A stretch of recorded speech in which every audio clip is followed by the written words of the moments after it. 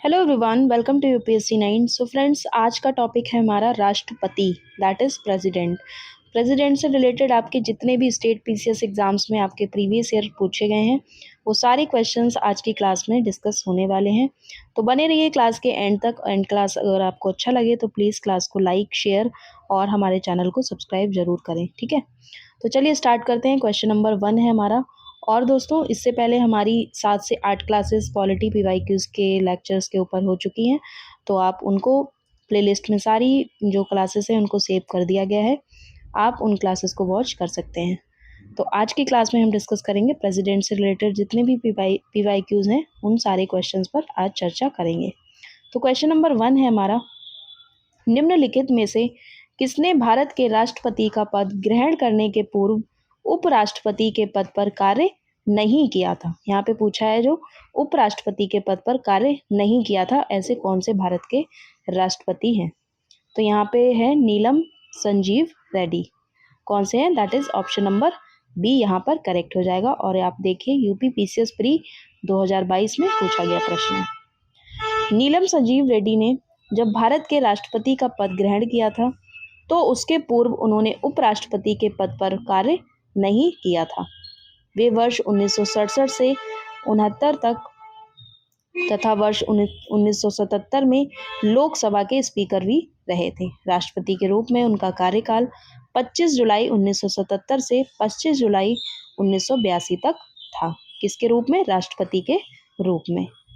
Next है, भारत में निम्नलिखित में से किसके पास विदेशी संधियों पर बातचीत करने की शक्ति है। तो यहाँ पे किसके पास है? दैट इज राष्ट्रपति के पास, ठीक है। भारत में विदेशी संधियों पर बातचीत करने की शक्ति जो है राष्ट्रपति के पास है। विदेशों से संधियों और समझौते राष्ट्रपति के नाम से किए जाते हैं। यद्यपि इन समझौते के संबंध में पहल मंत्रियों के हाथ में रहती है और इसकी संसद से पुष्टि क्या है? आवश्यक होती है। संसद से इसकी पुष्टि लेना आवश्यक है। नेक्स्ट है क्वेश्चन नंबर 3, राष्ट्रपति पद के नामांकन में प्रस्तावकों एवं अनुमोदकों की न्यूनतम संख्या कितनी होनी चाहिए। तो यहाँ पे प्रस्तावक और अनुमोदक हैं जो कि राष्ट्रपति पद के नामांकन के लिए जरूरी होता है, तो उनकी न्यूनतम संख्या यहाँ पर पूछी गई है। तो यहाँ पे हो जाएगा 50-50, यानी कि 50 प्रस्तावक और 50 अनुमोदक। राष्ट्रपति पद के लिए उम्मीदवार का नाम कम से कम 50 मतदाताओं द्वारा प्रस्तावित और 50 मतदाताओं द्वारा अनुमोदित होना चाहिए। 1977 से पूर्व यह संख्या कितनी थी? 10-10 थी, यानी कि 10-10 थी। 10 कौन से? प्रस्तावक और 10 अनुमोदक। लेकिन अब कितनी हो गई है इसकी? 50-50 संख्या हो गई है। नेक्स्ट है, भारत के राष्ट्रपति के उम्मीदवार के प्रस्ताव का अनुसमर्थन किया जाना चाहिए कम से कम। तो इसमें क्या हो जाएगा? कम से कम कितने वो होने चाहिए? तो इसमें तो कोई नहीं होगा। 10 निर्वाचकों द्वारा, 20 निर्वाचकों द्वारा, 15, 5, इसमें से कोई सा ऑप्शन यहाँ पर नहीं होगा। नेक्स्ट देखते हैं क्वेश्चन, निम्नलिखित कथनों पर विचार कीजिए तथा नीचे दिए गए कूटों से सही उत्तर का यहाँ पर चयन करना है। तो आइए देखते हैं। पहला है, भारत का राष्ट्रपति अपने पदभार ग्रहण करने की तिथि से 5 वर्ष की अवधि तक कार्यरत रहेगा। तो ये बिल्कुल सही है। जो हमारे राष्ट्रपति हैं वो 5 वर्ष की उनकी अवधि रहती है कार्यकाल की। दूसरा है, राष्ट्रपति यदि आवश्यक हो तो अपना त्यागपत्र भारत के सर्वोच्च न्यायालय के मुख्य न्यायाधीश को प्रस्तुत कर सकता है। तो ये अपना त्यागपत्र जो है सर्वोच्च न्यायालय के मुख्य न्यायाधीश को नहीं करेगा, क्योंकि ये करते हैं उपराष्ट्रपति को। तो यहाँ पे क्या हो जाएगा? केवल एक सही है। राष्ट्रपति की पदावधि उसके पद धारण करने की तिथि से 5 वर्ष तक की होती है, किंतु वह अपनी पदावधि में किसी भी समय अपना त्यागपत्र उपराष्ट्रपति को दे सकता है। इसके अतिरिक्त राष्ट्रपति को महाभियोग के माध्यम से भी हटाया जा सकता है। तो ये अपना त्यागपत्र सुप्रीम कोर्ट में नहीं देगा। ये जो राष्ट्रपति हैं ये कहाँ देंगे? तो ये देंगे उपराष्ट्रपति को। नेक्स्ट है क्वेश्चन नंबर 6, भारत के संविधान के अनुसार केंद्र की जो कार्यपालिका शक्ति है निम्नलिखित में निहित है। तो किस में निहित है? यह है राष्ट्रपति में। That is option number 1। तो यहाँ पे क्या हो जाएगा? केवल एक। भारतीय संविधान के अनुच्छेद 53(1) के अनुसार केंद्र की कार्यपालिका शक्ति जो है राष्ट्रपति में निहित होगी और वह इसका प्रयोग संविधान के अनुसार स्वयं या अपने अधीनस्थ अधिकारियों के द्वारा करेगा। भारत में संसदीय व्यवस्था को अपनाया गया है, अतः राष्ट्रपति नाम मात्र की कार्यपालिका है तथा प्रधानमंत्री जो है और उसका मंत्रिमंडल जो है वो वास्तविक कार्यपालिका है। भारतीय संविधान के भाग 5 के अनुच्छेद 52 से 78 तक में संघ की कार्यपालिका का वर्णन किया गया है। नेक्स्ट है, भारत के राष्ट्रपति के विशेष अभिभाषण के संदर्भ में निम्नांकित में से कौन सा कथन सही है। आपको इसमें बताना है कि कौन सा कथन सही है। पहला है, राष्ट्रपति लोकसभा के साधारण निर्वाचन के पश्चात प्रथम सत्र और प्रत्येक वर्ष के प्रथम सत्र के आरंभ में संसद के दोनों सदनों की संयुक्त बैठक को संबोधित करता है, तो ये बिल्कुल सही है। सेकंड है, राष्ट्रपति अपने अभिभाषण में संसद को उसके आह्वान के कारणों के विषय में सूचित करता है, तो ये भी सही हो जाएगा। तो यहाँ पे हो जाएगा ऑप्शन नंबर 1 और 2 दोनों करेक्ट।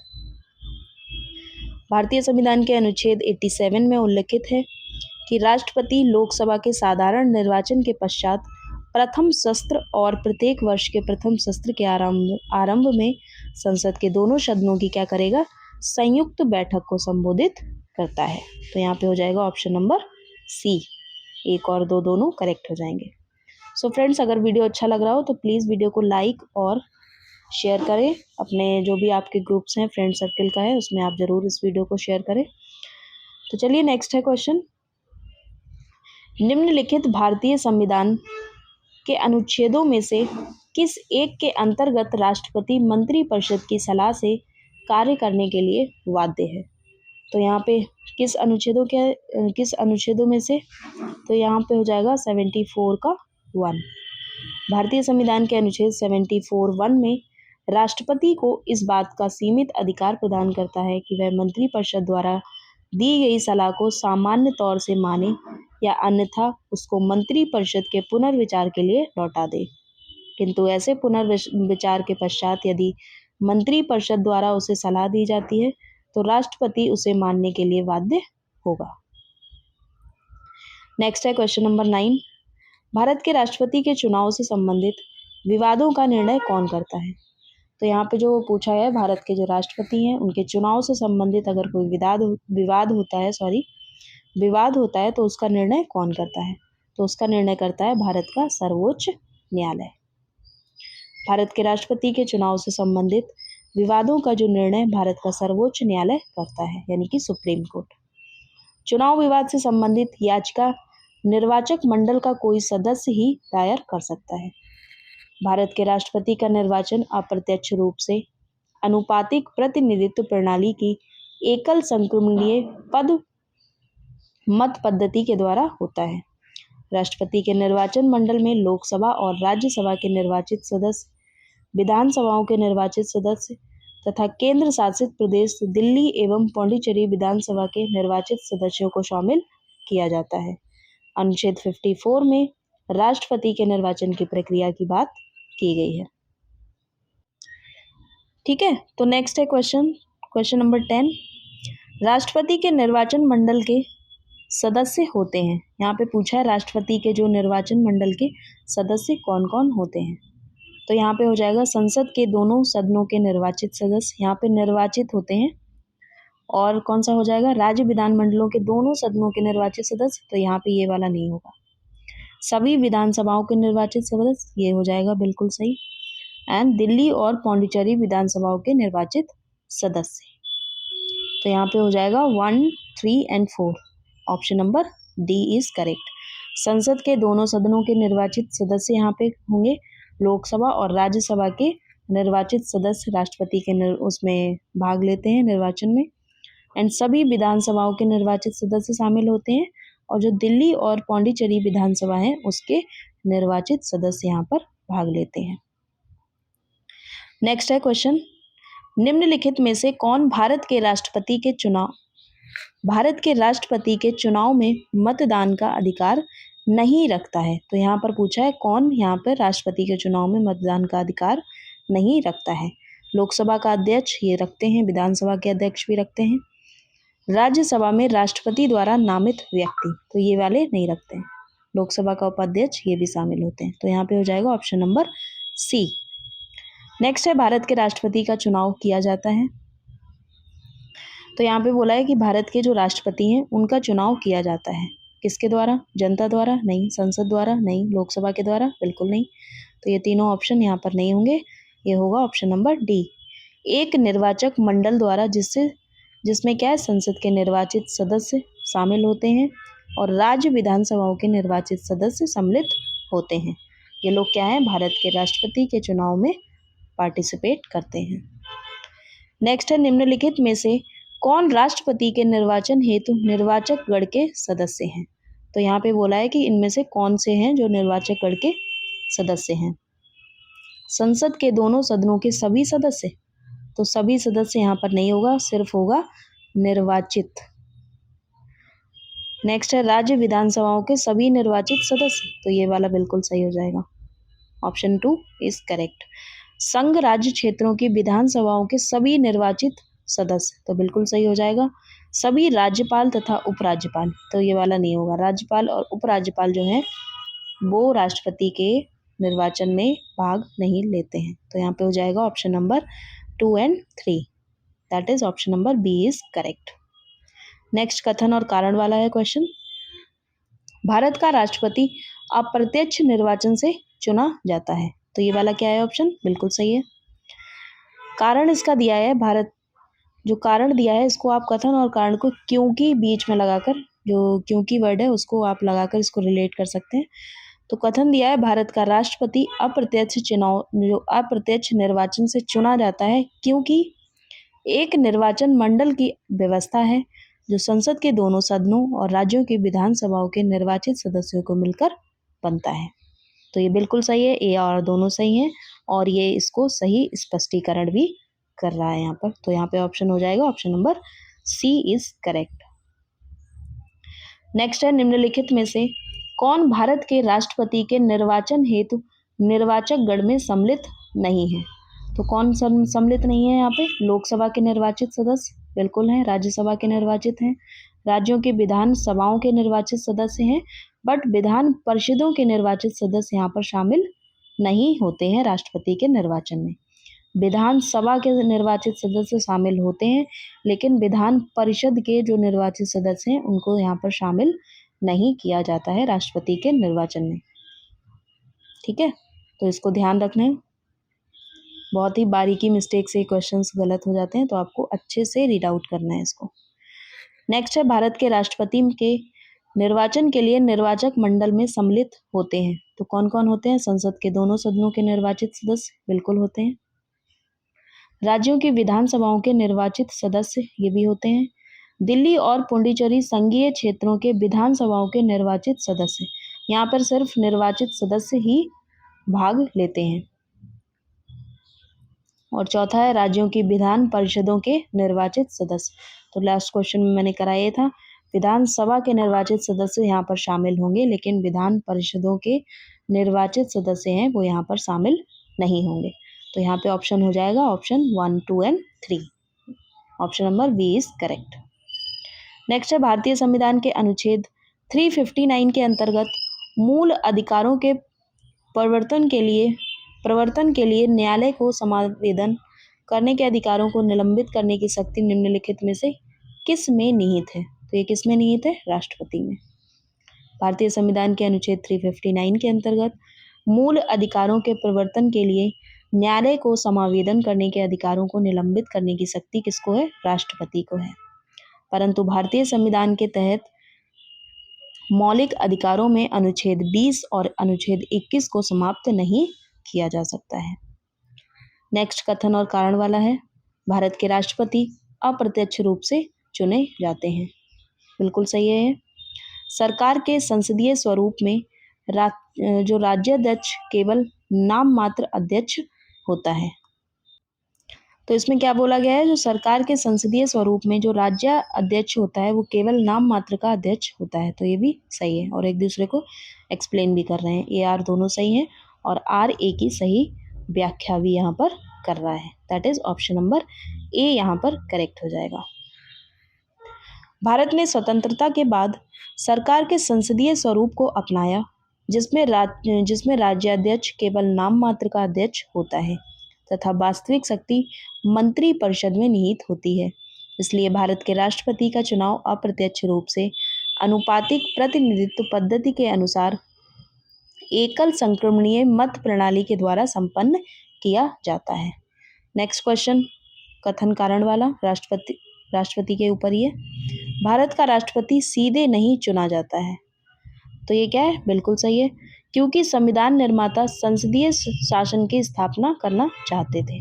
तो कथन और कारण दोनों सही हैं और ये एक दूसरे की व्याख्या भी सही कर रहे हैं। तो यहाँ पे ऑप्शन हो जाएगा ए, दैट इज ए आर दोनों सही हैं और आर ए की सही व्याख्या भी यहाँ पर कर रहा है। आइए देखते हैं एक्सप्लेनेशन इसका। भारत में राष्ट्रपति का चुनाव अप्रत्यक्ष रूप से होता है, बिल्कुल सही है। अनुच्छेद 54 राष्ट्रपति के चुनाव में संसद के दोनों सदनों के निर्वाचित सदस्य, यहाँ पर ध्यान देना है, संसद के दोनों सदन that is Lok Sabha and Rajya Sabha, उसके निर्वाचित सदस्य तथा राज्य विधानसभाओं के निर्वाचित सदस्य यहाँ पर क्या लेते हैं? भाग लेते हैं। और संविधान निर्माताओं ने संसदीय शासन व्यवस्था की स्थापना निम्न कारणों से की है। कौन कौन से यहाँ पे कारण है? व्यवस्था से निकटता, उत्तरदायित्व को अधिक वरीयता, विधायिका एवं कार्यपालिका के टकराव को रोकने की आवश्यकता एंड भारतीय समाज की प्रकृति। तो इसीलिए क्या है यहाँ पर कथन कारण दोनों सही हैं और कारण भी जो है कथन की सही व्याख्या यहाँ पर कर रहा है। नेक्स्ट है भारत के राष्ट्रपति संसद का अभिन्न अंग है क्योंकि वह दोनों सदनों की बैठक बुलाता है, बिल्कुल सही है। प्रत्येक सामान्य निर्वाचन के बाद वह दोनों सदनों के प्रथम सत्र को संबोधित करता है, बिल्कुल सही है। वह लोकसभा को भंग कर सकता है, तो बिल्कुल राष्ट्रपति जो है वह लोकसभा को भंग करने की शक्ति यहाँ पर रखता है। तो यहाँ पे ऑप्शंस सारे हो जाएंगे, उपर्युक्त तो सभी यहाँ पर करेक्ट हो जाएगा, that is option number D. भारतीय संसद भारत का सर्वोच्च विधायी निकाय है। राष्ट्रपति के पास संसद के दोनों सदनों में से किसी भी सदन को बुलाने या स्थगित करने अथवा लोकसभा को भंग करने की शक्ति उसको प्राप्त है। प्रत्येक सामान्य निर्वाचन के बाद तथा प्रत्येक वर्ष वह दोनों सदनों के प्रथम सत्र को संबोधित करता है। नेक्स्ट है क्वेश्चन, भारत के राष्ट्रपति को किस आधार पर महाभियोग की प्रक्रिया द्वारा उसके पद से हटाया जा सकता है? तो इसमें हो जाएगा option number C, that is संविधान के उल्लंघन पर। अगर जो राष्ट्रपति हैं उन्होंने संविधान का उल्लंघन किया है तो उनको महाभियोग की प्रक्रिया के द्वारा उनके पद से हटाया जा सकता है। भारतीय संविधान के अनुच्छेद 61 के तहत राष्ट्रपति पर महाभियोग चलाया जाता है। राष्ट्रपति को संविधान का उल्लंघन या अतिक्रमण करने के आरोप में उसके कार्य अवधि की समाप्ति के पूर्व पद से महाभियोग के द्वारा हटाया जा सकता है। भारतीय संविधान में संविधान के उल्लंघन के अर्थ को परिभाषित नहीं किया गया है। जो भारतीय संविधान है उसमें संविधान के उल्लंघन के अर्थ को परिभाषित नहीं किया गया है। राष्ट्रपति पर महाभियोग के आरोप संसद के किसी भी सदन से प्रारंभ किए जा सकते हैं। इन आरोपों पर सदन के 1/4 सदस्यों, जिस सदन में आरोप लगाए गए हैं उसके हस्ताक्षर होने चाहिए, ठीक है, उसके साइन होने चाहिए यहाँ पर। और राष्ट्रपति को 14 दिन का लिखित नोटिस यहाँ पर दिया जाता है। ये बहुत जरूरी है। अगर आप राष्ट्रपति पर महाभियोग की प्रक्रिया शुरू कर रहे हैं तो राष्ट्रपति को 14 दिन पहले आपको एक लिखित नोटिस दिया जाता है। महाभियोग का प्रस्ताव 2/3 बहुमत से पारित होने के बाद उसे दूसरे सदन में भेजा जाता है, जिसे इन आरोपों की जांच करनी चाहिए और यदि जांच में आरोपों को सही पाया जाता है तो इस प्रस्ताव को 2/3 बहुमत से पारित करता है। तो राष्ट्रपति को प्रस्ताव पारित होने की तिथि से उसे पद से हटाया जा सकता है। नेक्स्ट है भारतीय राष्ट्रपति हैं। भारतीय राष्ट्रपति को महाभियोग द्वारा पद से हटाने की शक्ति निहित है। ये किसमें निहित है? संसद के दोनों सदनों में। नेक्स्ट है संविधान के उल्लंघन के आधार पर राष्ट्रपति के विरुद्ध किसके द्वारा महाभियोग चलाया जा सकता है? तो किसके द्वारा? यहाँ पे भी हो जाएगा same question with same answer, संसद के दोनों सदनों द्वारा। नेक्स्ट है भारत के राष्ट्रपति को कार्य अवधि की समाप्ति से पूर्व भी पद से हटाया जा सकता है। तो ये किसके द्वारा हटाया जा सकता है? महाभियोग के द्वारा जो राष्ट्रपति हैं उनको कार्य अवधि की समाप्ति से पूर्व भी इनको हटाया जा सकता है महाभियोग लगाकर। नेक्स्ट है, भारत के राष्ट्रपति पर महाभियोग चलाने के लिए कम से कम कितने दिन पूर्व की सूचना देना आवश्यक है? तो यहाँ पे है 14 दिन। आपको मैंने बताया ही था कि राष्ट्रपति पर अगर महाभियोग चलाने की प्रक्रिया करनी है तो उनको 14 दिन पहले आपको नोटिस देना पड़ेगा। ठीक है। नेक्स्ट है क्वेश्चन 26, भारत के संविधान के किस अनुच्छेद के अधीन भारत के राष्ट्रपति पर महाभियोग चलाया जा सकता है? तो यहाँ पे हो जाएगा अनुच्छेद 61 यानी कि 61। अनुच्छेद 61 के तहत जो है भारत के राष्ट्रपति पर महाभियोग चलाया जा सकता है। नेक्स्ट है, संसद द्वारा भारत के राष्ट्रपति को कैसे पदच्युत किया जा सकता है? तो यहाँ पे कैसे किया जा सकता है? दोनों सदनों के कुल सदस्यों के 2/3 बहुमत से। नेक्स्ट है, राष्ट्रपति को संसद द्वारा महाभियोग के एक संकल्प द्वारा पद से हटाया जा सकता है यदि यह पारित किया गया है। तो यह किसके द्वारा पारित किया गया है? सदन के कुल सदस्यों की संख्या के 2/3 बहुमत से, यानी कि इसमें सदन के जो सदस्य हैं उनके 2/3 बहुमत से इसको पारित किया जा सकता है। नेक्स्ट है 29, भारत का राष्ट्रपति किसके द्वारा हटाया जा सकता है? तो ये हटाया जा सकता है संसद के द्वारा। नेक्स्ट है, इनमें से किसने निर्विरोध भारत के राष्ट्रपति चुने जाने के पूर्व लोकसभा अध्यक्ष के रूप में कार्य किया है? तो यहाँ पे वही है नीलम संजीव रेड्डी। 1977 के राष्ट्रपति चुनाव में नीलम संजीव रेड्डी देश के इतिहास में अकेले ऐसे राष्ट्रपति हुए हैं जिन्हें निर्विरोध चुना गया है। राष्ट्रपति चुने जाने से पहले वे कौन थे? लोकसभा के स्पीकर थे। नेक्स्ट है, सर्वसम्मति से निर्वाचित भारत के राष्ट्रपति कौन थे? तो ये है N Sanjeev Reddy. That is option number C यहाँ पर करेक्ट हो जाएगा। ठीक है। नेक्स्ट क्वेश्चन है हमारा, निम्नलिखित कथनों पर यहाँ विचार करना है और इन कथनों में से कौन सा सही है ये बताना है आपको। तो पहला है, राष्ट्रपति की तरह उपराष्ट्रपति का चुनाव अप्रत्यक्ष रूप से होता है। एंड दूसरा है, बिल्कुल सही है ये वाला पहला स्टेटमेंट। दूसरा है, राज्यों के विधायकों के सदस्य दोनों के चुनाव में महत्वपूर्ण भूमिका निभाते हैं। यहाँ पे पूछा है जो राज्यों की विधायिका हैं उनके सदस्य दोनों के चुनाव में महत्वपूर्ण भूमिका निभाते हैं। तो ये वाला रॉन्ग हो जाएगा। इसमें है केवल एक यानी कि पहला स्टेटमेंट ही यहाँ पर सही है। राष्ट्रपति की तरह उपराष्ट्रपति को जनता द्वारा सीधे नहीं चुना जाता है बल्कि परोक्ष विधि से चुना जाता है। वह संसद के दोनों सदनों के जो सदस्य हैं उनके निर्वाचन मंडल द्वारा चुना जाता है। यह निर्वाचन मंडल राष्ट्रपति के निर्वाचन मंडल से 2 बातों से भिन्न है। कौन कौन सी बातें हैं? इसमें संसद के निर्वाचित और मनोनीत दोनों सदस्य शामिल होते हैं और राष्ट्रपति के चुनाव में केवल निर्वाचित सदस्य शामिल होते हैं। तो यहाँ पे ये वाला फर्क है, राष्ट्रपति के चुनाव में सिर्फ केवल निर्वाचित सदस्य ही शामिल होते हैं, लेकिन जो उपराष्ट्रपति का चुनाव होता है उसमें निर्वाचित और मनोनीत दोनों सदस्यों को शामिल किया जाता है। नेक्स्ट है, इसमें राज्य विधानसभाएं हैं जो उनके सदस्य शामिल नहीं होते हैं, लेकिन राष्ट्रपति के चुनाव में क्या है, जो राज्य विधानसभाएं हैं उनके निर्वाचित सदस्यों को शामिल किया जाता है और उपराष्ट्रपति के जो चुनाव होता है उसमें राज्य विधानसभाओं के सदस्य शामिल नहीं होते हैं। तो ये 2 बातें हैं, इन्हीं 2 बातों से राष्ट्रपति और उपराष्ट्रपति के जो चुनाव हैं वो अलग हैं। नेक्स्ट है क्वेश्चन नंबर 33, भारत के राष्ट्रपति निम्नलिखित में से किसको अपना त्यागपत्र देते हैं? तो ये देते हैं भारत के उपराष्ट्रपति को तथा लोकसभा के अध्यक्ष को इसकी सूचना देंगे। अनुच्छेद 56 के अनुसार राष्ट्रपति अपना त्यागपत्र उपराष्ट्रपति को सौंपता है और राष्ट्रपति द्वारा उपराष्ट्रपति को संबोधित त्यागपत्र की जो सूचना है उसके उपराष्ट्रपति द्वारा लोकसभा के अध्यक्ष को अविलंब दी जाती है। नेक्स्ट है, भारत के राष्ट्रपति को अनुच्छेद 143 के अंतर्गत परामर्श देने के लिए एक बेंच गठित करने के लिए सर्वोच्च न्यायालय के कितने न्यायाधीशों की आवश्यकता होती है? तो ये होती है 5 न्यायाधीशों की आवश्यकता। भारत के राष्ट्रपति को अनुच्छेद 143 के अंतर्गत परामर्श देने के लिए एक बेंच गठित करने के लिए सर्वोच्च न्यायालय के 5 न्यायाधीशों की आवश्यकता होती है। राष्ट्रपति परामर्श मानने के लिए यहाँ पर बाध्य नहीं है। तो ये हो गया 34 क्वेश्चन। नेक्स्ट है 35। निम्नलिखित में से कौन राष्ट्रपति के चुनाव प्रकरण के लिए सही नहीं है। यहाँ पे पूछा है कि इसमें से कौन राष्ट्रपति के चुनाव प्रकरण के लिए सही नहीं है। तो इसमें है निर्वाचक मंडल के अपूर्ण होने के आधार पर राष्ट्रपति का चुनाव स्थगित किया जा सकता है। आइए देखते हैं एक्सप्लेनेशन इसका।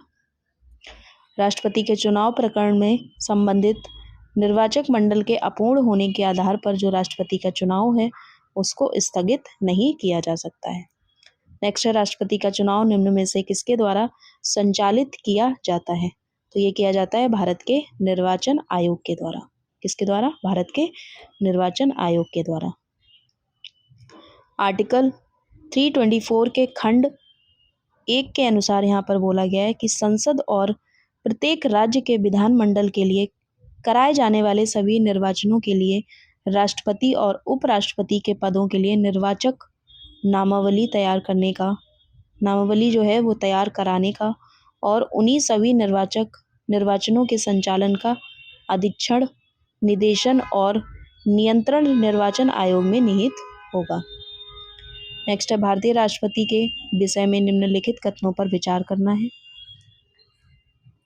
तो यहाँ पर है उसे भारत का जन्मा नागरिक होना चाहिए। ये रॉन्ग हो जाएगा, बिल्कुल नहीं, ऐसा जरूरी नहीं है कि भारत का ही जन्मा नागरिक हो।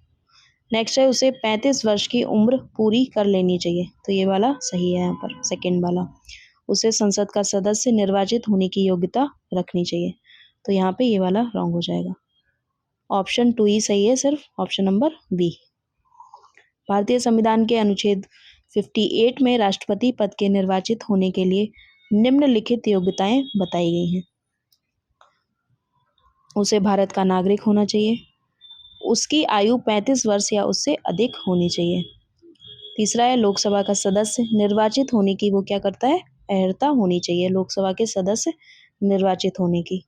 नेक्स्ट है उसके पास सरकारी लाभ का पद नहीं होना चाहिए। तो ये वाली कंडीशंस ये वाली हैं। नेक्स्ट है उसे संसद या विधानमंडल के किसी सदन का सदस्य नहीं होना चाहिए। यदि संसद या विधानमंडल का कोई सदस्य राष्ट्रपति पद के लिए चुना जाए तो उसका संसद या विधानमंडल में जो स्थान है वह उसी दिन से रिक्त समझा जाएगा जब वह राष्ट्रपति के पद की शपथ लेकर अपना पद ग्रहण करता है। तो ये कंडीशंस यहाँ पर दी गई हैं। नेक्स्ट है राष्ट्रपति पद के लिए न्यूनतम आयु कितनी होनी चाहिए। तो यहाँ पे है 35 ईयर्स, ठीक है, यानी कि 35 वर्ष। एक सांसद अथवा विधानसभा का सदस्य राष्ट्रपति निर्वाचित हो सकता है, परंतु यहाँ पे है परंतु चुनाव लड़ने से पूर्व उसे अपनी सदस्यता से त्यागपत्र देना होगा, नहीं। अपने निर्वाचन से 6 माह के अंदर अपनी सदस्यता छोड़नी होगी, नहीं। निर्वाचित होने के तुरंत उपरांत अपनी सदस्यता छोड़नी होगी। तो बिल्कुल सही है। एक जो सांसद है अथवा विधानसभा का सदस्य जो राष्ट्रपति निर्वाचित हो सकता है उसको तुरंत उपरांत, जो निर्वाचित होने के तुरंत उपरांत अपनी क्या है, सदस्यता को छोड़ना पड़ेगा। तो यहाँ पे ऑप्शन नंबर सी यहाँ पर करेक्ट हो जाएगा। नेक्स्ट है राष्ट्रपति के कार्यकाल का प्रारंभ माना जाता है। तो इसका प्रारंभ माना जाता है शपथ ग्रहण के दिन से। संविधान के अनुच्छेद 56 में राष्ट्रपति की पदावधि की चर्चा की गई है। किस पे? जो राष्ट्रपति की पदावधि है वो आर्टिकल 56 में उसका वर्णन किया गया है। इसके अनुसार राष्ट्रपति अपने पद ग्रहण की तारीख से 5 वर्ष की अवधि तक पद ग्रहण यानी कि पद धारण करता है। नेक्स्ट है 41। भारत के राष्ट्रपति की अनुपस्थिति में यदि उपराष्ट्रपति उपलब्ध नहीं है तो राष्ट्रपति की तरह निम्नलिखित में से कौन कार्य कर सकता है। तो यहाँ पे करेंगे भारत के प्रधान न्यायाधीश, ठीक है। ऑप्शन नंबर ए यहाँ पर करेक्ट हो जाएगा।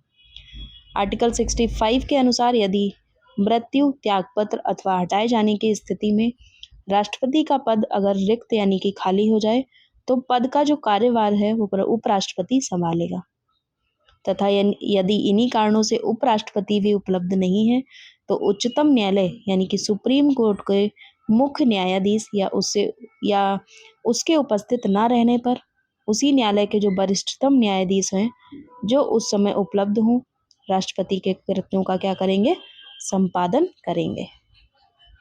नेक्स्ट है क्वेश्चन, राष्ट्रपति और उपराष्ट्रपति दोनों के पद एक साथ रिक्त होने पर भारत के नए राष्ट्रपति के निर्वाचन होने तक राष्ट्रपति के कर्तव्यों का निर्वहन कौन करेगा? तो यहाँ पे कौन करेंगे? भारत के जो मुख्य न्यायाधीश हैं वो करेंगे। दैट इज ऑप्शन नंबर यहाँ पर सी करेक्ट हो जाएगा। नेक्स्ट है 43, राष्ट्रपति का रिक्त स्थान भर लिया जाना चाहिए। तो ये कब तक भर लिया जाना चाहिए? 6 माह में।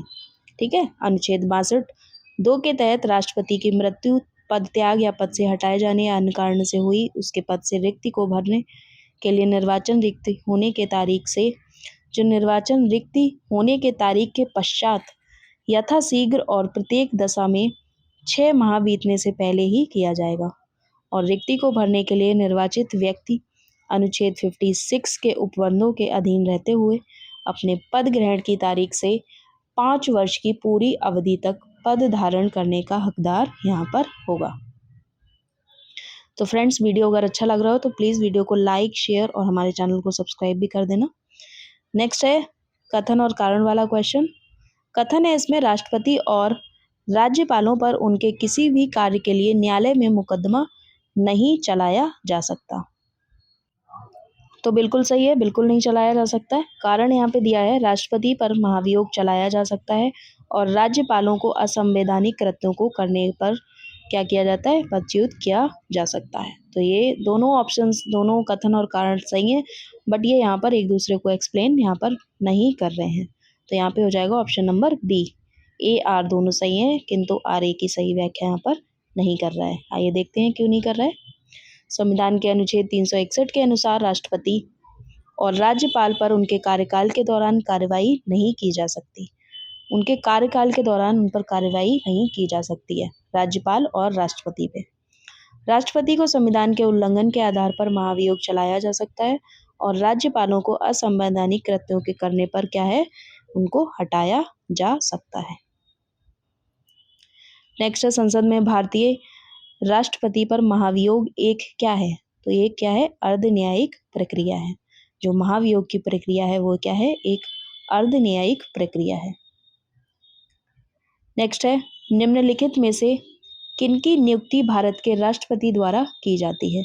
तो इसमें बताना है कि जो इनमें से किसकी नियुक्ति भारत के राष्ट्रपति के द्वारा की जाती है। वित्त आयोग का अध्यक्ष, तो बिल्कुल सही है, इनकी जो नियुक्ति होती है वो भारत के राष्ट्रपति द्वारा ही की जाती है इनकी। नेक्स्ट है योजना आयोग का उपाध्यक्ष, तो ये नहीं होगा यहाँ पर। नेक्स्ट है थर्ड, संघ राज्य क्षेत्र का मुख्यमंत्री, तो यहाँ पे ये सही हो जाएगा 1 और 3। दैट इज ऑप्शन 1 और 3 यहाँ पर करेक्ट हो जाएगा। ठीक है, तो इस तरह से यहाँ पे ऑप्शन नंबर सी यहाँ पर करेक्ट हो जाएगा। राष्ट्रपति जो है वित्त आयोग के अध्यक्ष व संघ राज्य क्षेत्र के मुख्यमंत्री को क्या है? नियुक्त करता है। तो यहाँ पे जो योजना आयोग का उपाध्यक्ष है यहाँ पे ये रॉन्ग हो जाएगा। 1 और 3 ऑप्शन यहाँ पर करेक्ट हो जाएंगे। नेक्स्ट है, संविधान के निम्नलिखित अनुच्छेदों में से किस एक के अंतर्गत संघ की कार्यपालिका शक्तियां जो है राष्ट्रपति में निहित हैं?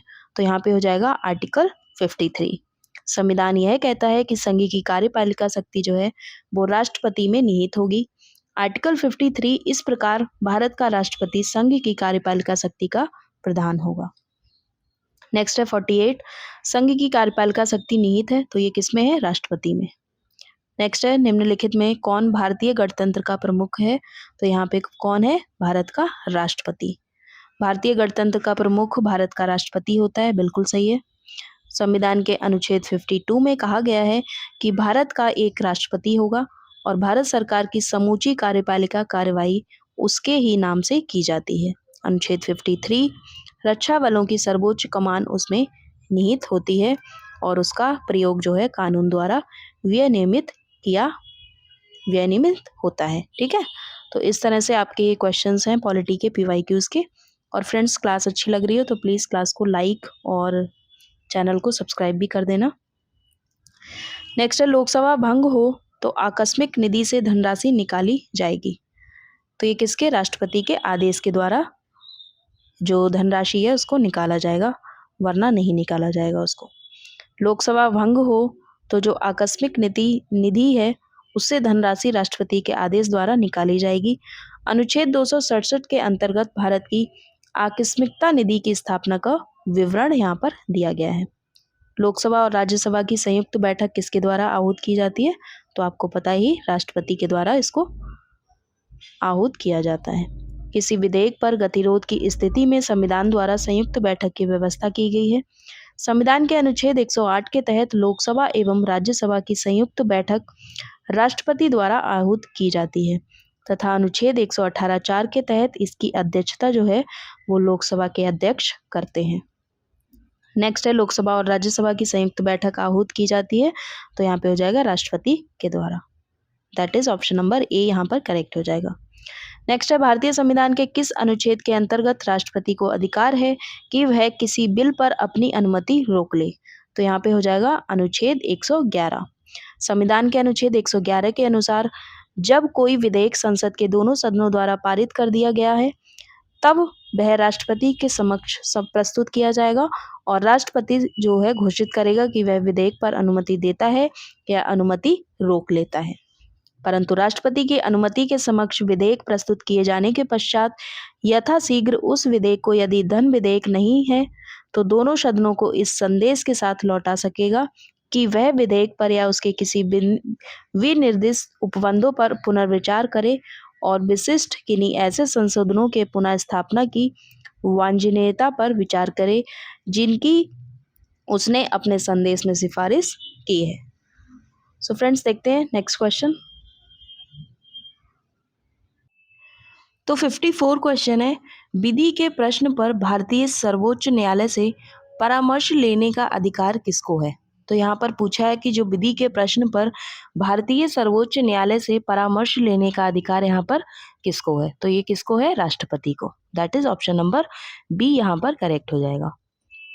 अनुच्छेद 143 के तहत यदि किसी समय राष्ट्रपति को प्रतीत होता है कि विधि या तथ्य का कोई ऐसा प्रश्न उत्पन्न हुआ है या उत्पन्न होने की संभावना है तो ऐसी प्रकृति का और ऐसे व्यापक महत्व का है कि उच्चतम न्यायालय की राय प्राप्त करना समीचीन है, तो वह उस प्रश्न को विचार करने के लिए उस न्यायालय को निर्देशित कर सकेगा और वह न्यायालय ऐसी सुनवाई के पश्चात जो भी वह ठीक समझता है राष्ट्रपति को उस पर अपनी राय प्रतिवेदित कर सकेगा।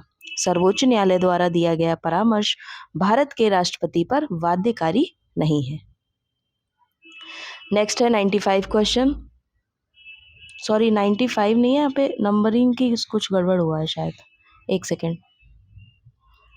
यस 54, ये है 56। यहाँ पर जो नंबर है ये रॉन्ग है, यहाँ पे ये 56 क्वेश्चन आएगा। ठीक है, ये वाला 56। सर्वोच्च न्यायालय द्वारा दिया गया परामर्श भारत के राष्ट्रपति पर, अभी मैंने क्या पढ़ा था यहाँ पे लास्ट में, ये देखिए, सर्वोच्च न्यायालय द्वारा दिया गया जो परामर्श है भारत के राष्ट्रपति पर बाध्यकारी नहीं है। सेम क्वेश्चन आ गया उठ के यहाँ पे, सर्वोच्च न्यायालय द्वारा दिया गया परामर्श जो भारत के राष्ट्रपति हैं उन पर क्या है? बाध्यकारी नहीं है। That is option number B यहाँ पर करेक्ट हो जाएगा। ठीक है, नेक्स्ट है, निम्नलिखित में से किसी भौगोलिक क्षेत्र को अनुसूचित क्षेत्र यानी कि जो शेड्यूल्ड एरिया है उनको घोषित करने का संवैधानिक अधिकार यहाँ पर किसको है? तो यह है अधिकार राष्ट्रपति को। किसी भौगोलिक क्षेत्र को अनुसूचित क्षेत्र घोषित करने का जो संवैधानिक अधिकार है वो राष्ट्रपति को प्राप्त है। राष्ट्रपति को संबंधित राज्य के राज्यपाल के साथ परामर्श कर किसी अनुसूचित क्षेत्र के क्षेत्रफल को बढ़ाने या घटाने, उसकी सीमाओं को बदलने, नामों को बदलने का अधिकार यहाँ पर प्राप्त है। नेक्स्ट है, यह निश्चय करने का अधिकार कि कौन सी जाति अनुसूचित मानी जाएगी निम्नलिखित को प्राप्त है। तो ये किसको प्राप्त है? राष्ट्रपति को। यह निश्चित करने का अधिकार कि कौन सी जाति अनुसूचित मानी जाएगी, यह किसको अधिकार प्राप्त है? दैट इज प्रेसिडेंट यानी कि आपके राष्ट्रपति।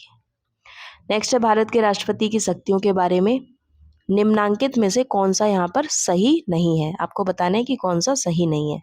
राष्ट्रपति को सर्वोच्च न्यायालय के परामर्श को स्वीकार करना चाहिए, तो बिल्कुल नहीं, यहाँ पे ये वाला स्टेटमेंट गलत हो जाएगा।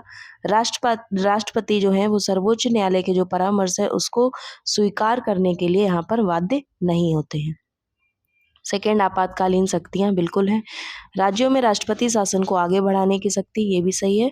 एंड राष्ट्रपति सर्वोच्च न्यायालय के परामर्श को स्वीकार अथवा अस्वीकार भी कर सकता है। तो ये तीनों ऑप्शन यहाँ पर करेक्ट हो जाएंगे और ऑप्शन नंबर ए जो है वो यहाँ पर इनकरेक्ट हो जाएगा। देखिए, राष्ट्रपति किसी सार्वजनिक महत्व के प्रश्न पर उच्चतम न्यायालय से अनुच्छेद 143 के अधीन परामर्श तो ले सकता है, लेकिन वह यह परामर्श मानने के लिए बिल्कुल भी यहाँ पर बाध्य नहीं है। नेक्स्ट है, भारतीय संविधान का कौन सा अनुच्छेद राष्ट्रपति को उच्चतम न्यायालय से परामर्श करने की शक्ति प्रदान करता है? तो यहाँ पे है अनुच्छेद 143 यानी कि 143। नेक्स्ट है, संविधान के अंतर्गत उच्चतम न्यायालय से विधि के प्रश्न पर राय लेने का अधिकार यहाँ पर किसको है? तो ये किसको है? राष्ट्रपति को।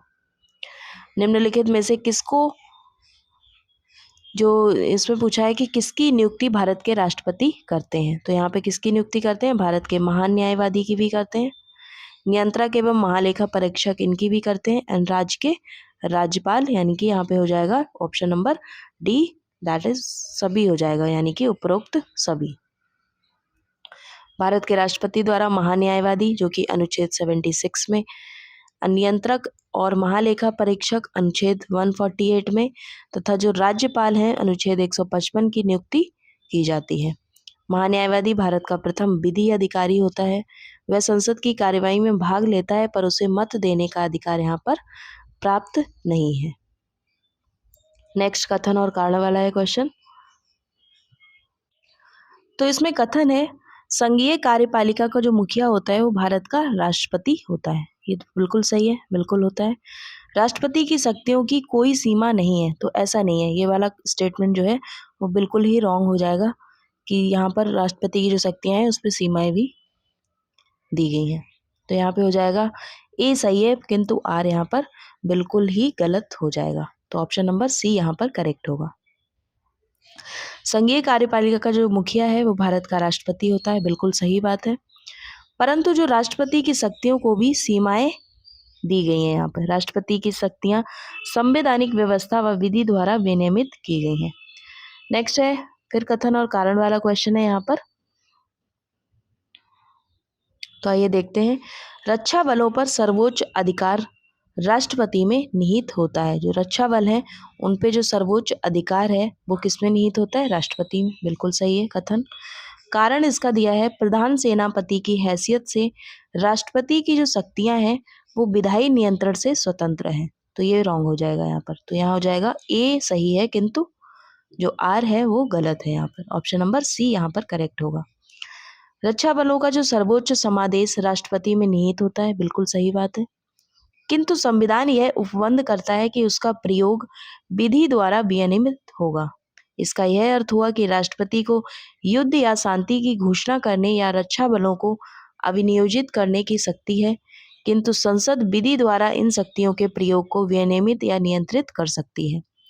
यह नहीं कहा जा सकता कि समादेष्टा के रूप में राष्ट्रपति की जो शक्तियां हैं वो विधायी नियंत्रण के बाहर है, जैसा कि अमेरिका में है। नेक्स्ट है, संविधान असाधारण परिस्थितियों में राष्ट्रपति को राज्यपाल के कृत्यों के निर्वहन हेतु उपबंध कर सकता है। तो आर्टिकल 160 में, आर्टिकल 160 कुछ जो इमरजेंसीज होती हैं उसमें राज्यपाल के कृत्यों का निर्वहन, अनुच्छेद 162 राज्य की कार्यपालिका शक्ति का विस्तार, अनुच्छेद 165 राज्य का महाधिवक्ता अनुच्छेद और अनुच्छेद 310 में संघ या राज्य की सेवा करने वाले व्यक्तियों की पदावधि यहाँ पर दी गई है। नेक्स्ट है, निम्न में से कौन सा संवैधानिक विशेषाधिकार जो है वो राष्ट्रपति को यहाँ पर नहीं है? साधारण बिल को पुनर्विचार हेतु लौटाना, ये भी है। वित्तीय बिल को पुनर्विचार हेतु लौटाना, तो ये वाला नहीं होगा। लोकसभा को भंग करना एंड प्रधानमंत्री की नियुक्ति करना, तो ये तीनों स्टेटमेंट यहाँ पर राष्ट्रपति के विशेषाधिकार यहाँ पर है। बट वित्तीय बिल को पुनर्विचार हेतु लौटाना ये राष्ट्रपति का जो विशेषाधिकार है वो नहीं है। आइए देखते हैं क्यों नहीं है। वित्त विधेयक राष्ट्रपति की सहमति से पेश किया जाता है। वित्तीय बिल को पुनर्विचार हेतु लौटाना राष्ट्रपति का संवैधानिक विशेषाधिकार यहाँ पर नहीं है। अथवा अन्य विकल्प साधारण बिल को पुनर्विचार हेतु लौटाना, लोकसभा को भंग करना, प्रधानमंत्री की नियुक्ति करना व अन्य संवैधानिक पदों पर नियुक्ति करना आदि यहाँ पर सही है। नेक्स्ट है, किस प्रकार के प्राधिकार भारत के राष्ट्रपति को यहाँ पर प्राप्त हैं? वास्तविक और लोकप्रिय, बिल्कुल नहीं है ये। औपचारिक और विधिक, औपचारिक और विधिक बिल्कुल सही है। राजनीतिक और नाममात्र, ये भी नहीं है। संवैधानिक और नाममात्र, यहाँ पर राजनीतिक नहीं होगा, यहाँ पे होगा संवैधानिक और नाममात्र। तो यहाँ पे हो जाएगा ऑप्शन नंबर 2 और 4 यहाँ पर करेक्ट हो जाएंगे। भारत में जो संसदीय शासन प्रणाली है वो अपनाई गई है, इसलिए राष्ट्रपति संवैधानिक अध्यक्ष है। वास्तविक कार्यपालिका शक्ति जो है वो मंत्रिमंडल में निहित है। प्रधानमंत्री मंत्रिमंडल का अध्यक्ष होने के नाते कार्यपालिका का जो होता है वास्तविक अध्यक्ष होता है। राष्ट्रपति कार्यपालिका का औपचारिक अध्यक्ष है एंड वास्तविक शक्तियां जो है प्रधानमंत्री में यहाँ निहित है। राज्यसभा में 12 सदस्यों के मनोनयन के संबंध में निम्नलिखित में से कौन सा कथन यहाँ पर सही है? आइए देखते हैं। इनको साहित्य एवं समाज सेवा के विशेष ज्ञान अथवा व्यवहारिक अनुभव प्राप्त होना चाहिए। इनको विज्ञान एवं कला के क्षेत्र में विशेष ज्ञान अथवा व्यवहारिक अनुभव प्राप्त होना चाहिए। तो ये दोनों सही हो जाएंगे। 1 और 2 दोनों यहाँ पर करेक्ट है। राष्ट्रपति भारतीय संसद का एक अभिन्न अंग है तथा उसे निम्नलिखित विधायी शक्तियां प्राप्त हैं। तो आइए देखते हैं कौन कौन सी हैं। पहली है, वह साहित्य, विज्ञान, कला व समाज सेवा से संबंधित विशेष ज्ञान या व्यवहारिक अनुभव वाले 12 सदस्यों को राज्यसभा के लिए यहाँ पर मनोनीत करता है। कितने सदस्यों को? 12 सदस्यों को। नेक्स्ट है, राष्ट्रपति मनोनीत कर सकता है। तो ये वही सेम क्वेश्चन है, कितने सदस्यों को? राज्यसभा में 12 सदस्यों को। That is option number D यहाँ पर करेक्ट हो जाएगा। नेक्स्ट है, लोकसभा में आंग्ल भारतीय समुदाय को मनोनीत करने की शक्ति किसके पास है? तो ये है भारत के राष्ट्रपति के पास। प्रश्नकाल के समय विकल्प बी सही था, परंतु 104वें संविधान संशोधन अधिनियम 2019 के द्वारा लोकसभा एवं राज्यों की विधानसभाओं के आंग्ल भारतीय समूह के नाम के निर्देशन को 25 जनवरी 2020 से इसको क्या कर दिया गया? समाप्त कर दिया गया। ठीक है, तो अब ये अगर इस तरह का क्वेश्चन अब नहीं बनेगा, ये पीसीएस 2014 का बना हुआ क्वेश्चन है। तो उस टाइम पे आंग्ल भारतीय जो समुदाय थे उनसे मनोनीत किए जाते थे सदस्य, बट अब ऐसा यहाँ पे नहीं है, क्योंकि 104वें संविधान संशोधन 2019 के द्वारा यहाँ पर जो आंग्ल भारतीय समुदाय के नाम निर्देशन को 25 जनवरी 2020 से समाप्त कर दिया गया है। नेक्स्ट है, भारत के राष्ट्रपति के संदर्भ में निम्नलिखित में से कौन सा कथन सही है? तो यहाँ पे पूछा है कि कौन सा कथन जो है यहाँ पर सही है भारत के राष्ट्रपति के बारे में। तो यहाँ पे पहला है, राष्ट्रपति अपने पद की अवधि समाप्त हो जाने पर भी तब तक बना रहता है जब तक उसका उत्तराधिकारी अपना पद ग्रहण नहीं कर लेता है। तो ये बिल्कुल सही स्टेटमेंट है राष्ट्रपति के बारे में। राष्ट्रपति संसद का जो संयुक्त अधिवेशन बुलाता है, बिल्कुल सही है। तो यहाँ पर 1, 2 एंड दोनों करेक्ट हो जाएंगे। 1, 2 एंड दोनों यहाँ पर क्या हो जाएंगे? करेक्ट। जब तक राष्ट्रपति पद का उत्तराधिकारी पद ग्रहण ना कर ले, तत्कालीन राष्ट्रपति अपने 5 वर्ष के कार्यकाल के उपरांत भी पद पर बना रह सकता है, यानी कि 5 साल के बाद भी वह अपने पद पर बना रह सकता है जब तक कोई राष्ट्रपति पद का उत्तराधिकारी पद ग्रहण ना कर ले। वह इस पद पर पुनः निर्वाचित हो सकता है। वह कितनी भी बार पुनः निर्वाचित हो सकता है? अनुच्छेद 108 के अंतर्गत राष्ट्रपति संसद का संयुक्त अधिवेशन भी बुला सकता है। नेक्स्ट है, भारत के राष्ट्रपति के निषेधाधिकार की शक्ति का स्वरूप है। तो ये है संपूर्ण निषेधाधिकार, पॉकेट निषेधाधिकार एंड निलंबनकारी निषेधाधिकार। तो यहाँ पे सभी हो जाएंगे, सारे यहाँ पर करेक्ट है। संसद द्वारा जो पारित कोई भी विधेयक तभी अधिनियम बनता है जब राष्ट्रपति उसे अपनी सहमति देता है। जब ऐसा विधेयक राष्ट्रपति की सहमति के लिए प्रस्तुत किया जाता है तो उसके पास 3 विकल्प होते हैं। संविधान के अनुच्छेद 111 के अंतर्गत विधान पर प्रभाव के दृष्टिकोण से कार्यपालिका के वीटो का वर्गीकरण इस प्रकार यहाँ पर किया गया है। एक है आत्यांतिक, विशेषित और निलंबनकारी और पॉकेट। इसीलिए भारत के राष्ट्रपति के निषेधाधिकार की जो शक्ति का स्वरूप है वो सारे ऑप्शंस हैं। कौन से? संपूर्ण, पॉकेट एंड निलंबनकारी। नेक्स्ट है यहाँ पे भारत का राष्ट्रपति अपनी निषेधाधिकार शक्ति का प्रयोग कर सकता है। तो यहाँ पे कौन सा हो जाएगा? केवल साधारण विधेयकों पर। ठीक है, दैट इज यहाँ पर ऑप्शन नंबर बी करेक्ट हो जाएगा। राष्ट्रपति केवल साधारण विधेयकों पर अपनी निषेधाधिकार शक्तियों का प्रयोग कर सकता है। भारत के राष्ट्रपति को संसद द्वारा पारित विधेयकों पर निषेधाधिकार यानी कि वीटो करने का अधिकार उतना प्रभावशाली नहीं है जितना कि अमेरिका के राष्ट्रपति को है। एंड भारत के राष्ट्रपति को वीटो शक्ति अत्यंतिक, निलंबनकारी तथा जेवी वीटो पॉकेट, जो पॉकेट वीटो का मिला जुला क्या है? स्वरूप है। नेक्स्ट है संविधान के किस अनुच्छेद ने राष्ट्रपति को सरकार से सूचना प्राप्त करने का अधिकार प्रदान किया है? तो ये हो जाएगा 78B। संविधान के अनुच्छेद 78 के अनुसार प्रधानमंत्री का यह कर्तव्य होगा कि वह यानी कि संघ के कार्यकल्प के प्रशासन संबंधित और विधान विषयक प्रस्तावनाओं संबंधी जो मंत्रिपरिषद के सभी विनिश्चय राष्ट्रपति को क्या करेंगे? संसूचित करें। ख में क्या बोला गया है? 78 ख में संघ के कार्यकल्प के प्रशासन संबंधी और विधान विषयक प्रस्तावनाओं संबंधी जो जानकारी राष्ट्रपति मांगे वह दे। ये खंड ख में बोला गया है। ग में बोला गया है किसी विषय को जिस पर किसी मंत्री ने विनिश्चय कर दिया गया है किंतु मंत्रिपरिषद ने विचार नहीं किया है तो राष्ट्रपति द्वारा अपेक्षा किए जाने पर परिषद के समक्ष विचार के लिए रखें। इसीलिए क्या है? ऑप्शन नंबर डी यहाँ पर करेक्ट है, 78B। नेक्स्ट है लोकसभा का विघटन कौन करता है?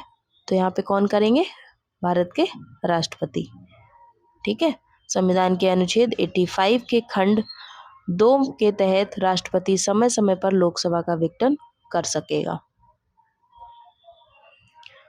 नेक्स्ट है क्वेश्चन, भारतीय संविधान का निम्नलिखित में से कौन सा अनुच्छेद भारत के राष्ट्रपति को अध्यादेश जारी करने की शक्ति प्रदान करता है? तो अध्यादेश जारी करने की जो शक्ति है वो किसमें है? आर्टिकल 123 में। 123 के अंतर्गत राष्ट्रपति को अध्यादेश जारी करने की शक्ति प्रदान की गई है। बिल्कुल सही है। राष्ट्रपति द्वारा अध्यादेश उस स्थिति में जारी किया जाता है जबकि संसद के दोनों सदन सत्र में ना हो तथा राष्ट्रपति को यह विश्वास हो जाए कि ऐसी परिस्थिति उत्पन्न हो गई है कि अविलंब कार्यवाही आवश्यक है। नेक्स्ट, राष्ट्रपति को अध्यादेश निर्गत करने की शक्ति प्रेरित है।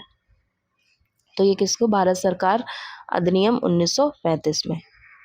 राष्ट्रपति को अध्यादेश निर्गत करने की शक्ति भारत सरकार अधिनियम 1935 से प्रेरित है।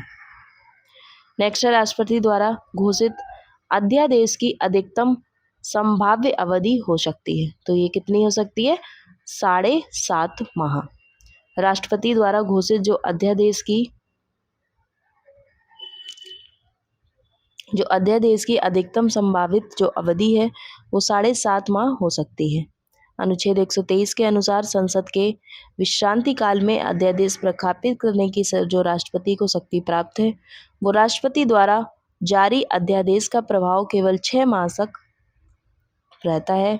माना कि संसद का जो अंतिम अधिवेशन समाप्त होने के तुरंत बाद राष्ट्रपति द्वारा अध्यादेश जारी कर दिया जाता है, तब इस अध्यादेश को संसद के अगले अधिवेशन के 6 सप्ताह के अंदर पारित होना आवश्यक होता है। 6 माह से अधिक अधिवेशन में अंतर नहीं हो सकता, इसीलिए 6 माह और 42 दिन को मिलाने पर लगभग 7.5 माह हो जाता है। नेक्स्ट है प्रेसिडेंशियल ऑर्डिनेंस यानी कि राष्ट्रपति का अध्यादेश की अधिकतम संभावित अवधि है। तो ये कितनी है? 7.5 महीने। नेक्स्ट है निम्न में से कौन सा विषय राष्ट्रपति के अध्यादेश जारी करने की शक्ति के अंतर्गत नहीं आता है? किसी नए कानून का निर्माण, किसी नए कर का आरोपण, बजट का पास करना एंड संविधान का संशोधन। तो यहाँ पे हो जाएगा ऑप्शन नंबर डी, संविधान का संशोधन। राष्ट्रपति के अध्यादेश अनुच्छेद 123 के तहत जारी करने की शक्ति के अंतर्गत संविधान का संशोधन अनुच्छेद 368 जो है वो नहीं आता है। राष्ट्रपति द्वारा जारी अध्यादेशों का वही प्रभाव होता है जो कि संसदीय अधिनियमों का होता है यहाँ पर। नेक्स्ट है भारतीय संविधान में अध्यादेश जारी करने की शक्ति किसको है? तो ये किसको है आपको पता ही है, राष्ट्रपति और राज्यपाल यहाँ पर दोनों को है। ठीक है, भारतीय संविधान में अध्यादेश जारी करने की शक्ति राष्ट्रपति अनुच्छेद 123 में तथा राज्यपाल अनुच्छेद 213 अर्थात यहाँ पर दोनों सही है। यह एक क्या है, विधायी शक्ति है।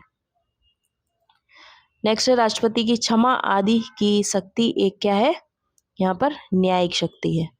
जो क्षमा आदि की जो शक्ति है वो राष्ट्रपति को कौन सी शक्ति है, न्यायिक शक्ति। राष्ट्रपति की क्षमादान शक्ति जो है वो न्यायिक शक्ति है। संविधान के अनुच्छेद 72 में राष्ट्रपति को उन व्यक्तियों को क्षमा करने की शक्ति प्रदान की गई है जो निम्नलिखित मामलों में किसी अपराध के लिए दोषी करार दिए गए हैं। संघीय विधि के विरुद्ध किसी अपराध में दिए गए दंड में, दूसरा है सैन्य न्यायालय द्वारा दिए गए दंड में, एंड तीसरा है यदि दंड का स्वरूप क्या है, मृत्यु दंड हो। तो राष्ट्रपति की क्षमादान है वो शक्ति में निम्नलिखित बातें सम्मिलित हैं। पहली है क्षमा, फिर है लघुकरण, तीसरा है परिहार, चौथा है विराम और पांचवा है प्रविलंबन। तो ये जो क्षमादान की शक्ति है उनमें ये स्टेप्स आते हैं। पहला है क्षमा, फिर लघुकरण, तीसरा है परिहार, चौथा है विराम, फिर है प्रविलंबन। नेक्स्ट है भारत में मृत्यु दंड जो है प्राप्त अपराधी को क्षमादान करने का अधिकार निहित है। तो ये किसको है, राष्ट्रपति को। राष्ट्रपति है वो मृत्यु दंड प्राप्त अपराधी है, उनको क्षमादान करने का अधिकार इनको प्राप्त है। नेक्स्ट है निम्न में से कौन सी ऐसी शक्ति है जो राष्ट्रपति को प्राप्त है परंतु राज्यपाल को यहाँ पर नहीं है? तो कौन सी यहाँ पर शक्ति है, सैन्य शक्ति। भारतीय राष्ट्रपति में सैन्य शक्ति निहित होती है जबकि राज्यपाल में यह शक्ति निहित नहीं होती है। संविधान के अनुच्छेद 53 के खंड 2 के अनुसार पूर्वगामी उपबंध की व्यापकता पर प्रतिकूल प्रभाव डाले बिना संघ के रक्षा बलों पर सर्वोच्च समादेश राष्ट्रपति में निहित होगा और उसका प्रयोग विधि द्वारा विनियमित होगा। नेक्स्ट है बिल्कुल प्रारंभ से भारत के राष्ट्रपति के पद पर आसीन व्यक्तियों का निम्नलिखित में से कौन सा एक क्रम सही है? तो यहाँ पे पूछा है जो बिल्कुल प्रारंभ से भारत के राष्ट्रपति के पद पर आसीन व्यक्तियों का, यानी कि जिसने वर्क काम किया है राष्ट्रपति के पद पर, उनका एक कौन सा सही क्रम है? तो यहाँ पे हो जाएगा option number D, Rajendra Prasad, S Radhakrishnan, Zakir Hussain and बीवी गिरी। तो यहाँ पर ऑप्शन नंबर डी करेक्ट हो जाएगा।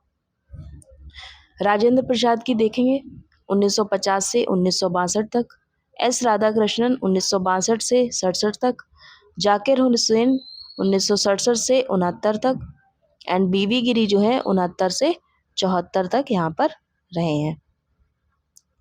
नेक्स्ट है किसने कहा राष्ट्रपति का आपातकालीन जो अधिकार है वो संविधान के साथ धोखा है? तो ये कहा है केसी नामवियर ने। ठीक है,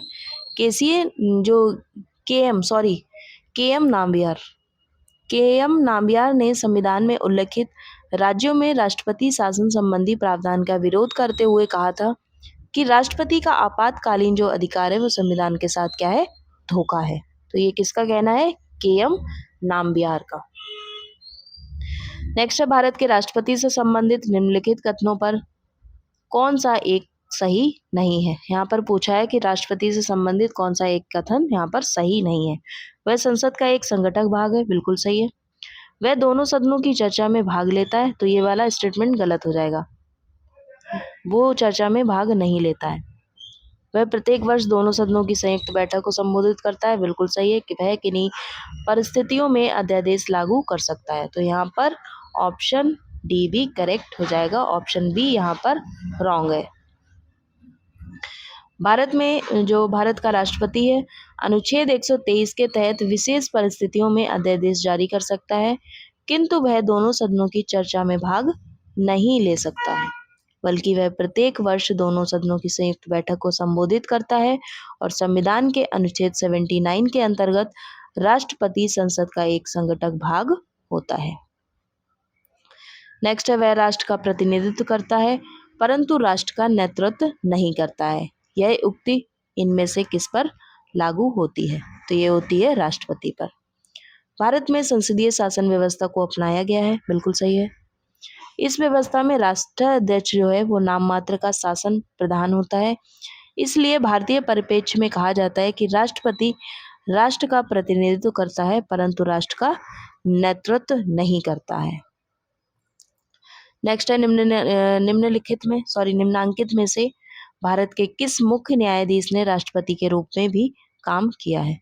तो ये किया है जस्टिस एम हिदायतुल्ला ने। भारत के उच्चतम न्यायालय के मुख्य न्यायाधीश जस्टिस एम हिदायतुल्ला ने एक बार कार्यवाहक राष्ट्रपति के रूप में कार्य किया है। कार्यकारी राष्ट्रपति वीवी गिरी द्वारा राष्ट्रपति का चुनाव लड़ने हेतु त्याग पत्र देने के बाद 20 जुलाई 1969 से 24 अगस्त 1969 तक न्यायमूर्ति हिदायतुल्ला ने राष्ट्रपति के कर्तव्यों का निर्वहन किया था। जस्टिस पीएन भगवती ने भारत में जनहितवाद जारी की शुरुआत की थी। तो किसने की थी ये? जस्टिस पीएन भगवती ने। नेक्स्ट है 89 क्वेश्चन, कथन और कारण वाला है। भारत का राष्ट्रपति ब्रिटिश राजा से भिन्न है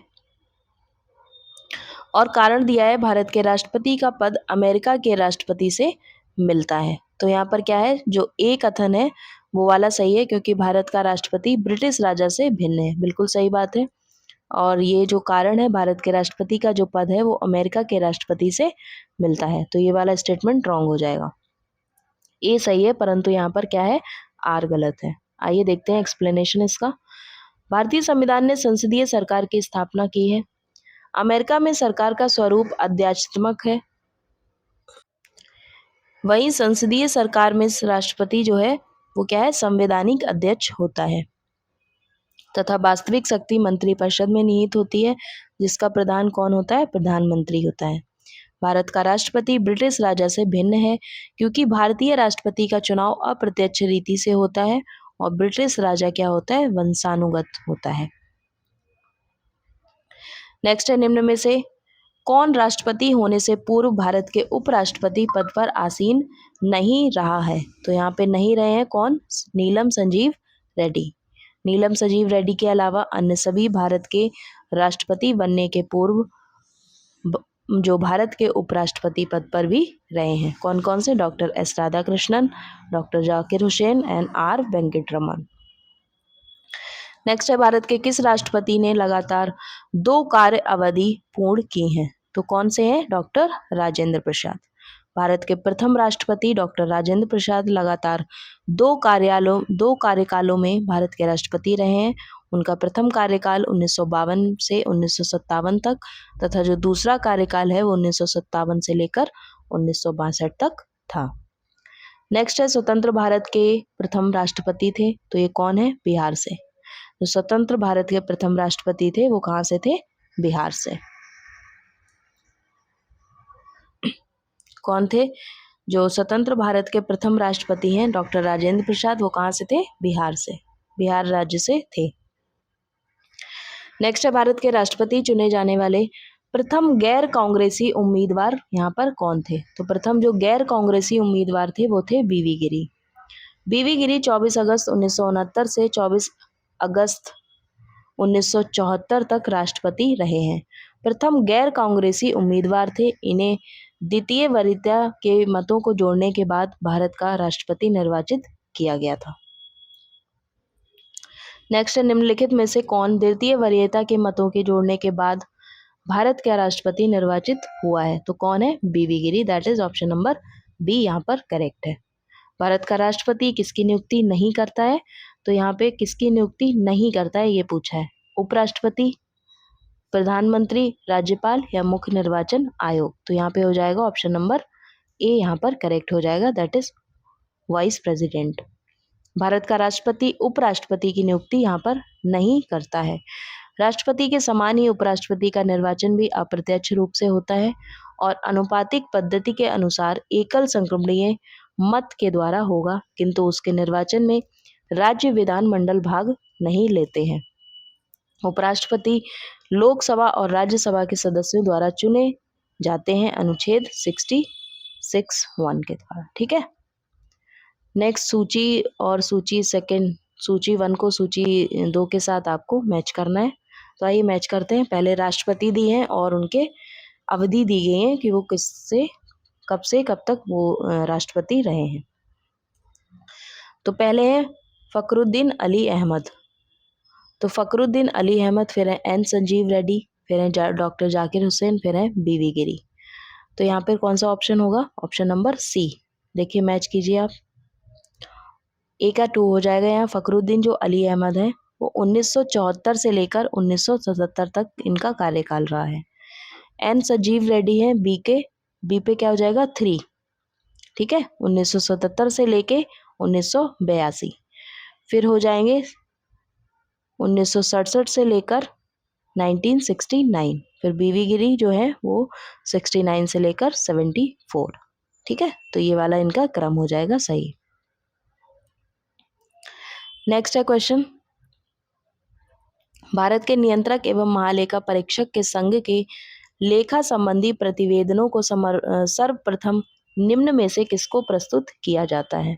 तो ये किया जाता है भारत के राष्ट्रपति को। That is option number D यहाँ पर करेक्ट होगा।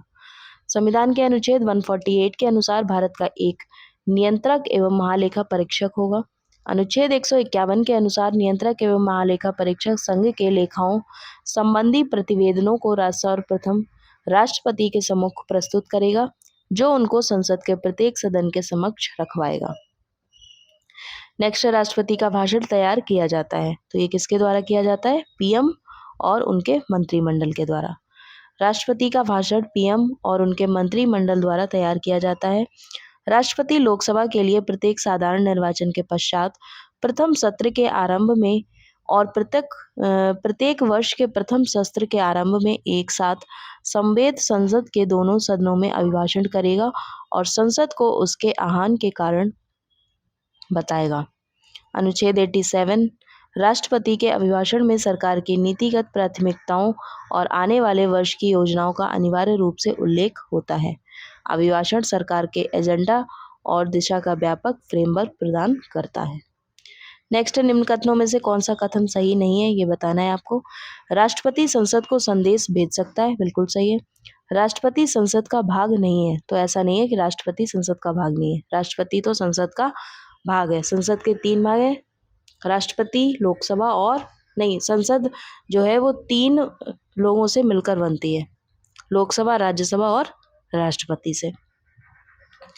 तीसरा है, राष्ट्रपति संसद के प्रत्येक सदन हाउस को बुला सकता है, तो ये सही है। राष्ट्रपति लोकसभा को विघटित कर सकता है, बिल्कुल सही है। तो यहाँ पर ऑप्शन नंबर बी जो है वो यहाँ पर सही नहीं है। भारतीय संसद जो है वो राष्ट्रपति तथा 2 सदन लोकसभा एवं राज्यसभा से मिलकर बनती है। राष्ट्रपति के पास संसद के दोनों सदनों में से किसी भी सदन को बुलाने या स्थगित करने अथवा लोकसभा को भंग करने की यहाँ पर शक्ति प्रदान है। राष्ट्रपति संसद के दोनों सदनों को अपना संदेश भी भेज सकता है। नेक्स्ट है, निम्नलिखित में से कौन सा एक युग्म सही सुमेलित नहीं है? यहाँ पर बताना है कि कौन सा युग्म सही सुमेलित नहीं है। तो पहला अनुच्छेद है 54 में राष्ट्रपति का निर्वाचन, ये सही है। 55 में राष्ट्रपति के निर्वाचन की रीति, बिल्कुल सही है।